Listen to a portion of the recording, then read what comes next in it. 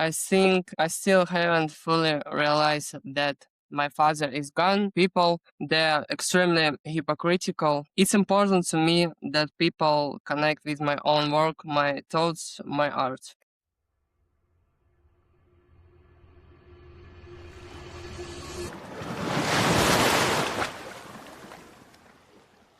Hello everyone.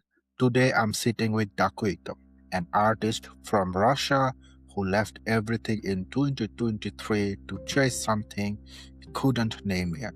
We talk about what it costs to not compromise, what it means to turn grief into art, and what keeps a person going when everything around them says stop.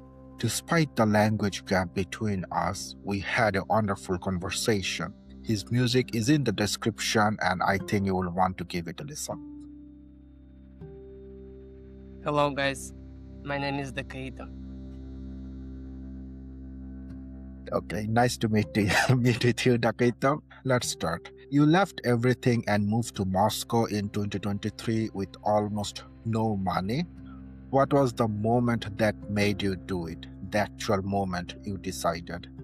Probably exhaustion and feeling of being stuck, but mostly not understanding what to do. I was living with my parents and thought that moving to Moscow would solve all my problems. That I'd make new connections there and my career would take off. But when I got there, reality hit. I could have been making music while living with my parents, but my maximalism told me otherwise at the time.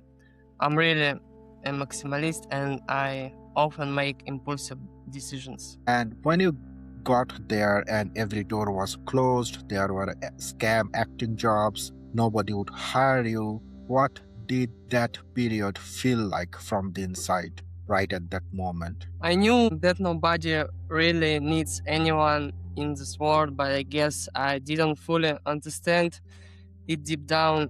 I found myself if an environment where everyone is trying to deceive or use you. I think I have a strong intuition and don't remember anyone actually managing to scam me. I was looking for different jobs, model, actor. People also like mislabel jobs to mislead you. For example, one position was called show business administrator, but when I showed up for the interview, it turned out I just be sitting on the phone selling tickets. Basically, regular phone spam. Of course, I didn't feel great, but I still believed there was a way out. Okay, and then you walked into 20 restaurants asking for work and got rejected every time. At what point does that stop feeling like rejection and start feeling like something's wrong? This process showed me something surprising about people. They're extremely hypocritical. I dress in a way that people find unusual, so in every restaurant I was greeted with smiles and interest. Maybe they thought I was some rich guy from Moscow City, but as soon as it became clear I was looking for a job, not a table reservation, their attitudes changed to prejudice and very few wanted to keep talking to me. So you worked 6 days a week, smiling at people who treated you like you don't exist. What does that do to a person over time? Honestly, in about 90% of cases, people are normal and treat you normally. But that remaining 10% of awful people leaves a much bigger impact. That's just how our psychology works. Over time, I just stopped paying attention to those people and focused on doing my job because I need it.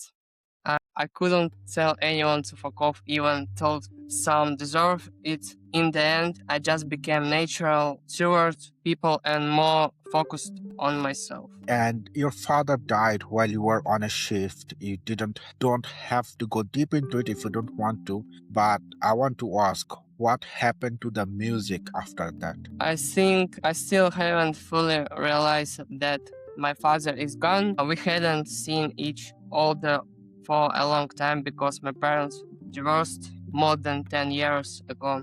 He lived in another part of the country, but we stayed in touch by phone. He died from liver cirrhosis caused by alcohol abuse. The last time he called me was from the hospital when his legs had already stopped working. That's when I understood it was the end for him. At the, at the time, I was making sad music about suffering, and after his death, it probably became even sadder. Now I don't like that kind of music anymore. I want to make something more uplifting, something that gives life. That's beautiful, to be honest. You wrote a track and filmed it in a big farm. Most people would process grief privately, but you turned it into an art publicly. Why does it happen? I've always turned my life and experience into art. I just can't do it any other way. I hear a guy who wanted to be happy but didn't know how. I don't like listening to the track. It brings me to a time that was painful. Okay, yeah, I understand. And you said labels offered you money to censor some word. You were broke, but you still said no. How do you make that decision when you have nothing? I'm going to die anyway. In that final moment, I want to feel that I did everything right. No amount of money can give you that feeling. A lot of music in Russia is built on Western influence. Many artists just copy and build careers of that. The first time I turned down serious money was after I did a freestyle over Dave Blunt's Talking to the Sun. It blew up online, and many people didn't even realize whose beat and flow I used. Labels started chasing that track. Everyone was telling me to release it, but I refused. I don't want people to associate me with the track, and I'm not going to steal someone else's works. It's important to me that people connect with my own work, my thoughts, my art. And you are learning English right now, writing in English, your music is in English, at least the ones that I listen to, and you are aiming for America. What are actually moving towards? Is it a place or is it something else in your career? My biggest goal is already achieved. I say what I want in my music, and no censorship can stop me. But for my ego, I'd like to make it into the Spotify top 100 at least once. Is it Spotify Russia or Spotify worldwide? Worldwide. That's a very good dream.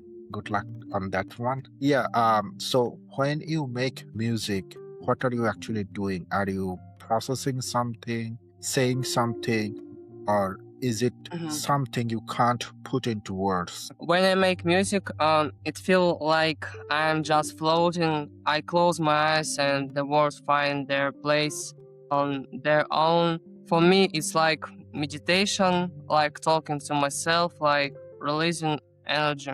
I just love it. I just love it so much. When I finish a track, listen to it and think, this is really hard. That's happiness for me.